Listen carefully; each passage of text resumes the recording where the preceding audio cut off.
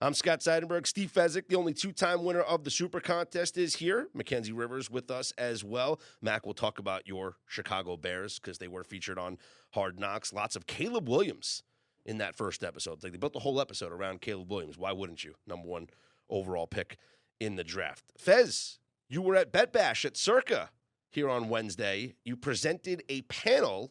Talk to me about your panel. Yeah, it was fun. Dr. Chow and his... Dr. David Chow, the sports injury doc. Yes, and his crack staff, and they put together SIC scores, SIC scores for short, for sports injury consultants. And they got a number by each and every team. And they got a number by basically 95 means you're super healthy, 70 means you're super injured.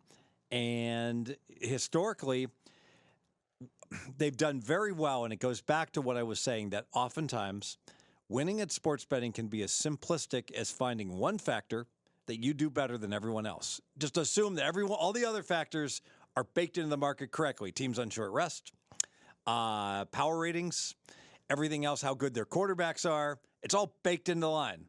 So if you can identify one factor that no one else is really focusing on, like one of the factors I like to focus on, is when a hot weather team has to play like in the severe cold. It's just never factored enough, like the Miami Hurricane when they go to Notre Dame in like late November and it's 40 degrees, or they go to the Sun Bowl and they're shivering on the sideline, and it just doesn't seem like the market cares, but they should. And so the key here is you get a team that oftentimes the big injuries are obvious, like to a quarterback, but when you have like smaller injuries and a lot of them, and so now the team becomes a riddled, injured team, but none of these guys really move the needle. But especially when it's in cluster injuries, has severe consequences, especially when there's a big difference in the health of the two teams, one. And second, the team that's more injured suddenly has a big drop. So they were injured, and now they're even more injured. And frankly, I was thinking about this. We're taught as handicappers never overreact, right? Don't overreact to news. And so like I might have a team like a 0, right? And I see, they got some injuries now, some more injuries. I might lower them to a -1.5. But there's times I should lower them to -4.5. And I just won't do that. I'll never make that big of an adjustment. But you know what? I'm starting to rethink that. I'm starting to think maybe it is indeed warranted in a lot of situations. And historically, they've had a great against the spread record. And Dr. Chow would be the first to say, hey, I don't bet. I'm not a bettor. I'm just putting this all together. And it's lined up to the point where, the history's been well over 55% just playing the differentials on these SIC scores. So it's interesting. We obviously know and we talk about cluster injuries, right? More than one, it obviously adds up.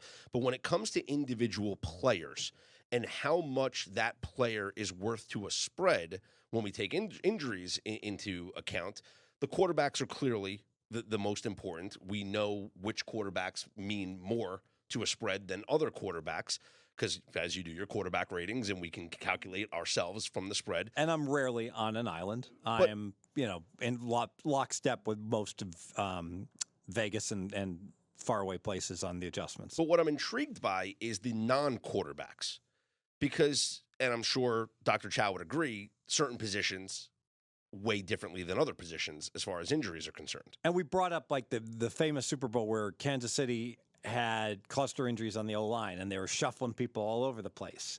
And the feeling is Mahomes is God and he can overcome this. But you know what?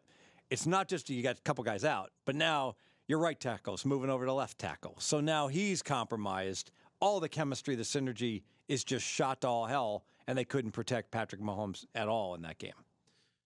Who is the most valuable non-quarterback in terms of an injury score, and is it Christian McCaffrey? Now, that's a great question. I wish I'd asked that in the podcast today. Let me think about that.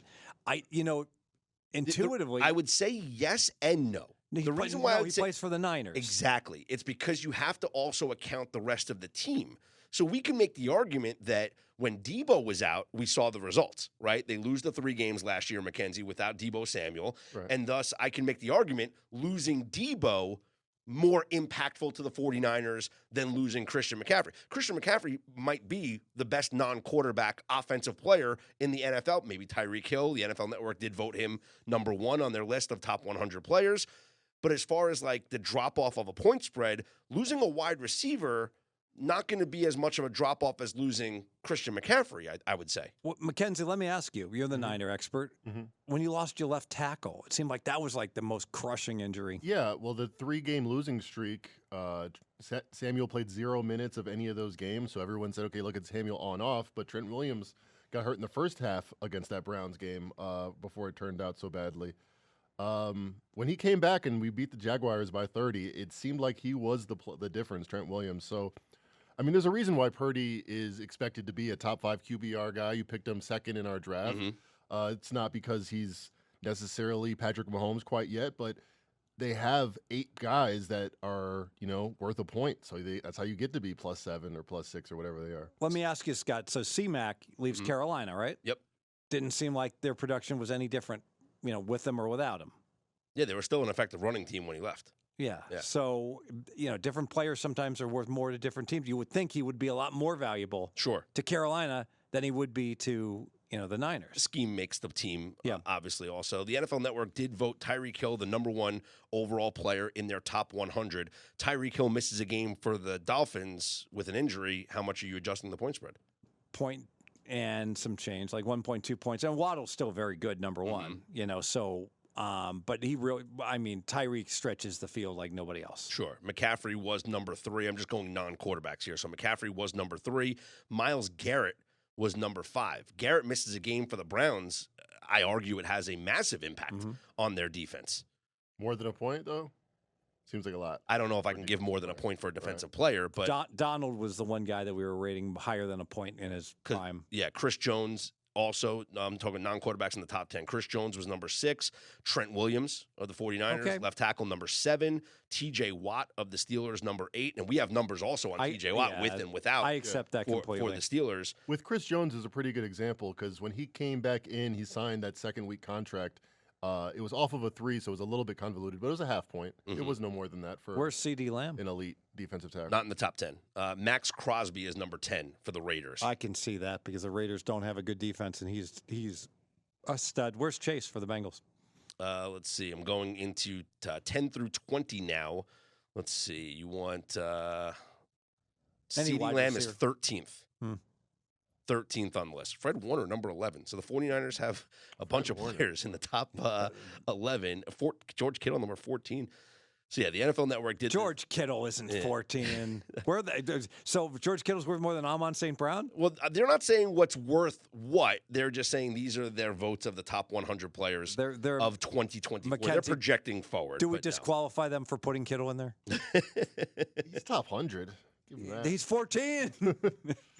But yeah, if we were making a list, if we were making a list of players and their impact on the point spread, non-quarterback wise, I think that would be a very interesting list to see which players we have as the most valuable in the NFL. To me, it would start with guys like McCaffrey and Tyreek Hill. I would put Debo up on that list. You can put some defensive guys like a Myles Garrett or a Micah Parsons on that list as well.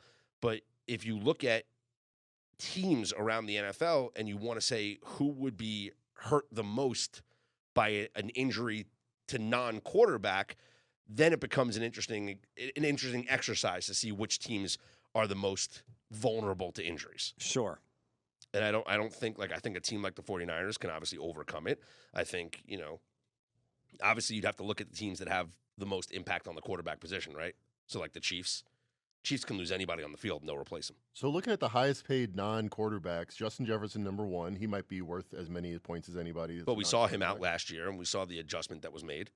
Right.